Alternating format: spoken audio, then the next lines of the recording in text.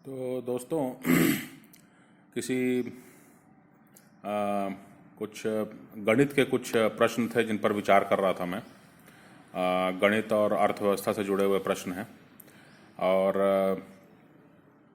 पहले तो 90 और 2000 के दशक में जो है जो औद्योगिकरण है उसी पर बात होती थी, लेकिन अब तो प्राकृतिक संसाधन भी दबाव पे आ गए हैं, तो उसको भी जो है उसके बारे में भी विचार करना पड़ेगा।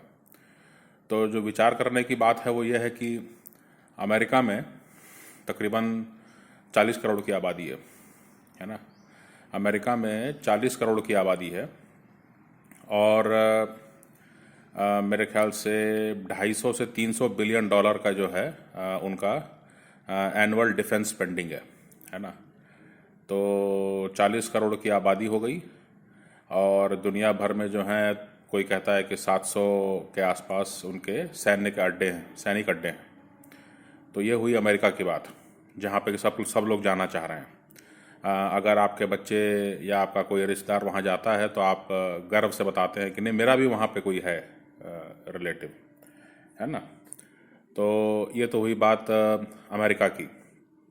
40 करोड़ की आबादी, 250 से 300 बिलियन डॉलर का डिफेंस स्पेंडिंग एनुअल। और इसके बाद जो है जो दुनिया भर में सैन्य अड्डे हैं वो आपके हो गए तकरीबन 700 के आसपास, है ना।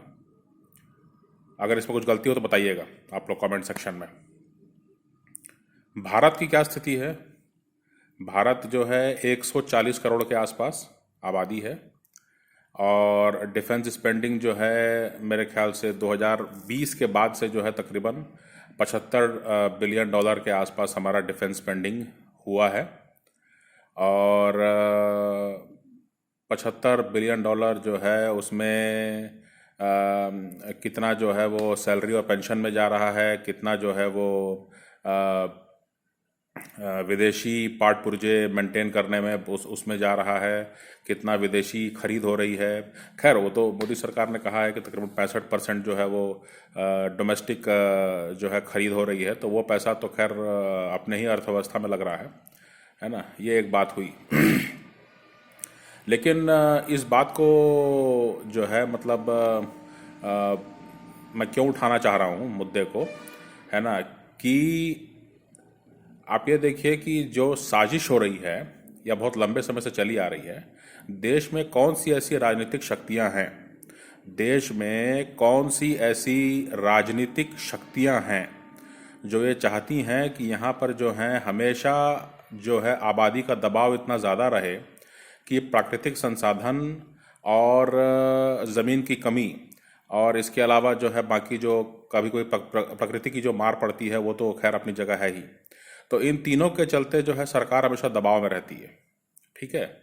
लेकिन जो दुनिया के बाकी देश हैं, जैसे मान लीजिए चीन हो गया, अमेरिका हो गया, यूरोप हो गया, यहाँ पे आबादी भी कम है और इनके पास संसाधन भी ज़्यादा हैं, और इनके पास ज़मीनें भी होती हैं। चाहे अपने खाने पीने का मामला हो, चाहे वो मामला इस बात का हो कि वो कुछ औद्योगिकरण को और आगे बढ़ाना चाहते हों, चाहे कटिंग एज रिसर्च करना चाहते हों, इन सब के लिए उनके पास संसाधन होते हैं, ठीक है।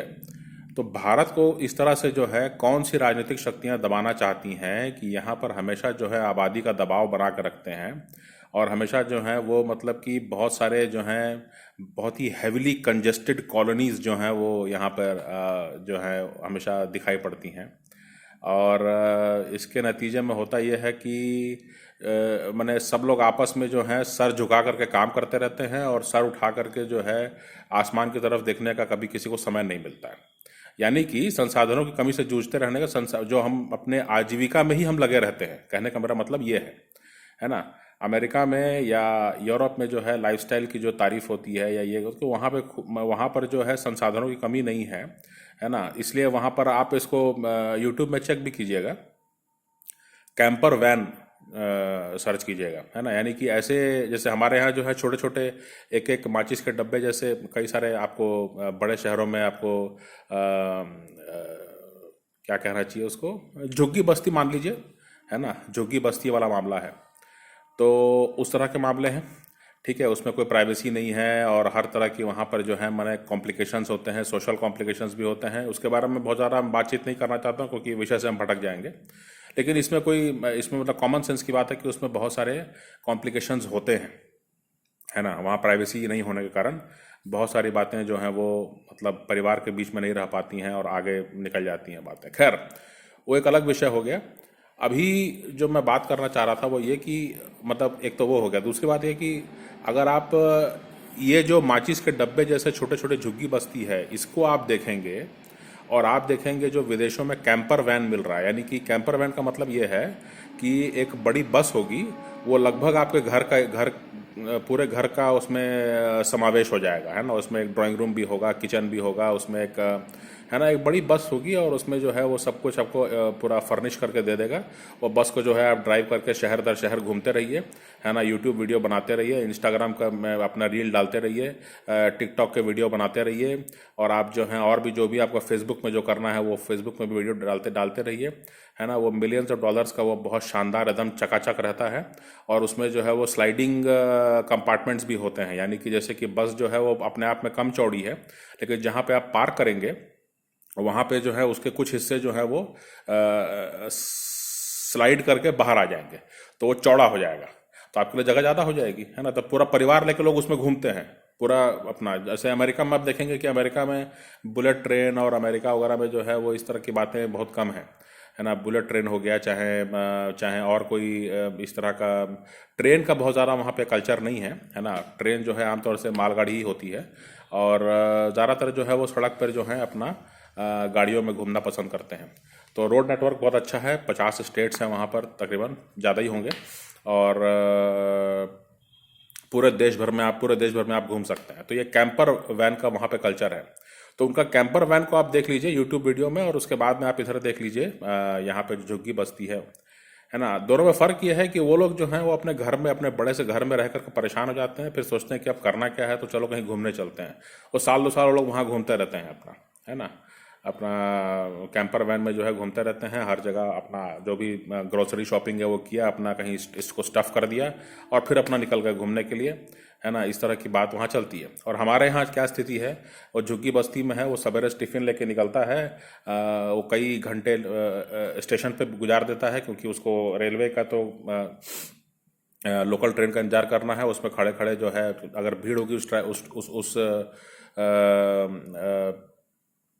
रूट पर, अगर भीड़ होगी रश आवर में, तो मतलब उसका उसमें आना जाना बहुत दूभर हो जाएगा, खड़े खड़े उसमें जाना होगा, फिर दिन भर खटेगा, वापस आएगा।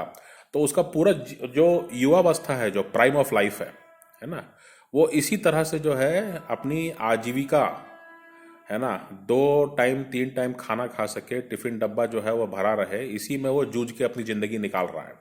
लेकिन उधर उसका तो इसका जो जो मैं मतलब जो मूल विषय जो मैं कहना चाह रहा हूँ वो ये है कि दोनों लोग जो हैं अपने अपने तरीके से जीवन जी रहे हैं, लेकिन एक ऐसी पूरी सभ्यता है भारत में जो है, जो गरीबी या जो लोअर मिडिल क्लास है उनको सर उठाने का समय नहीं मिल पा रहा है। उनके जीवन के अनुभव जो हैं वो बिल्कुल ही अलग हैं। वो कहीं घूमने नहीं जा पा रहे हैं, अपने ही देश के दूसरे हिस्से को देखने भी नहीं जा पा रहे हैं। और यहाँ पर अमेरिका में आप देखेंगे कि वो देश देश घूम लेते हैं अपने तरीके से, आराम से साल 2 साल घूमते रहते हैं। उसके बाद में फिर वो दुनिया भर में भी घूमने का उनको रहता है कि अपने कुछ पैसे सेव करके वहाँ पे दुनिया में घूमने का जो है वो, मैंने जो जो कम आमदनी वाले लोग हैं उनकी बात कर रहा हूँ। जो ज़्यादा आमदनी वाले हैं उनकी तो कोई बात ही नहीं है, वो तो शाम के टाइम में यूरोप में और सुबह के टाइम में अमेरिका में इस तरह का उनका चलता है। तो बात ये हो रही है कि इस तरह से जो है मतलब एक बड़ी आबादी जो है हिंदुस्तान की, वो सिर्फ आजीविका कमाने में ही जो है अपने दिन गुजार रही है, अपने युवावस्था का। और दुनिया भर में क्या हो रहा है, दुनिया में जो है क्या उनके साथ पॉलिटिक्स हो रही है, क्या उनका उनका अधिकार क्या थे, इसके बारे में उनको कोई समझ नहीं है। तो इसका हमको करना क्या है ना भाई। तो समस्या हो गई, समस्या बताने से क्या होगा, समस्या तो वैसे भी आप जानते होंगे, इसके बारे में कभी आपने सोचा भी होगा।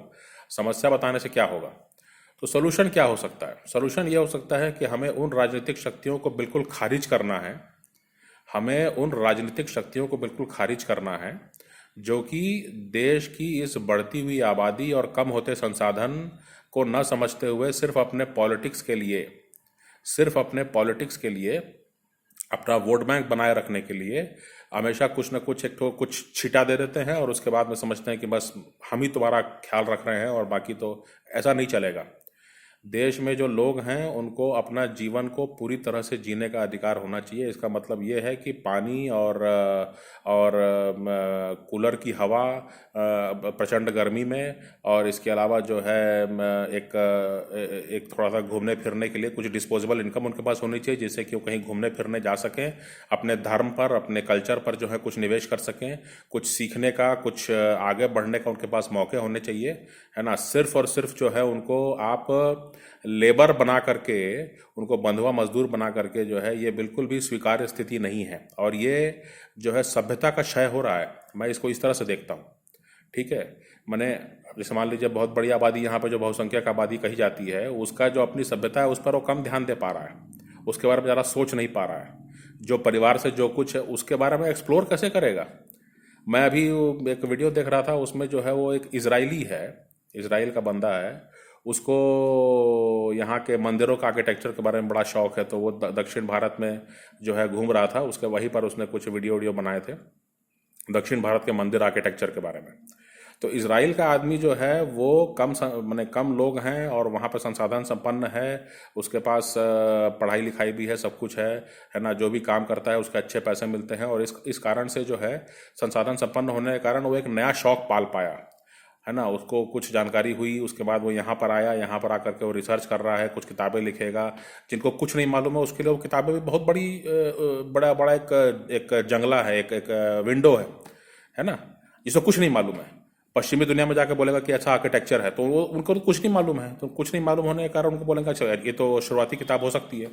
ठीक है, लेकिन जो उन मंदिरों के बगल में रह रहे हैं वो कभी भी उसके बारे में सोच नहीं पा रहे हैं, उस आर्किटेक्चर के बारे में वो कभी भी उस आर्किटेक्चर के बारे में नहीं जान पा रहे हैं। और जब कभी चर्चा होगी, कभी कभी समय मिलेगा, कभी छुट्टी होगी, 3-4 दिन छुट्टी लगातार पड़ गई, घर में बैठे हैं अपना लुंगी या धोती में बैठे हैं, और कभी चाय पर चर्चा हुई, तब फिर वो बात करेंगे कि हाँ वो हमारे तो फलाना रिलेटिव थे, अब वो नहीं रहे और उन्होंने बताया था कि ये मंदिर का ये विशेषता है, वो मंदिर का। उसके पहले वो कभी उसको मौका ही नहीं मिल रहा है। वो रोज़ सुबह उठ निकल जाता है, अपना आजीविका कमाता है, फिर घर का राशन पानी लाता है, फिर अपना मोबाइल पे थोड़ा समय बिताता है। लेकिन जो जीवन जीना है, दुनिया जीना है ना। और ये हमारी सभ्यता नहीं रही है, ये हमारी सभ्यता कभी नहीं रही है। आज तो जो है आवागमन के साधन इतने सुचारू हो गए हैं। आज के दिन में जो है, जब पहले ऐसा नहीं था, तब भी जो है पूरा साउथ ईस्ट एशिया में जो है, इंडोनेशिया में, मलेशिया में, आप वियतनाम में, हर जगह जो है आपको पुराने मंदिर मिल जाएंगे। मतलब यहाँ से लोग गए हैं वहाँ पर, तभी तो यहाँ से लोग गए हैं, उन्होंने एक्सप्लोर किया है।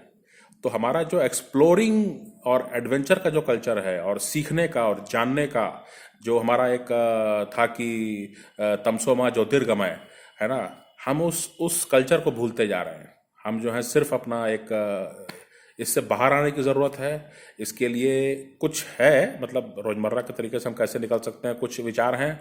लेकिन पहले मैं आप लोगों से सुनना चाहूँगा कि आप लोगों के इस बारे में क्या विचार हैं, और देखते हैं कि आप लोग इस बारे में कितना पहले तो इस समस्या को आप जानते हैं कि नहीं, इस बारे में सोचा है कि नहीं, पहले तो वो बताइए। उसके बाद में फिर चर्चा करेंगे कि ये समस्या को सुलझाना कैसे है। पहले समस्या को आप समझ पाए कि नहीं, या इसके बारे में कभी सोचा है कि नहीं, पहले तो यही बता दीजिए, है ना।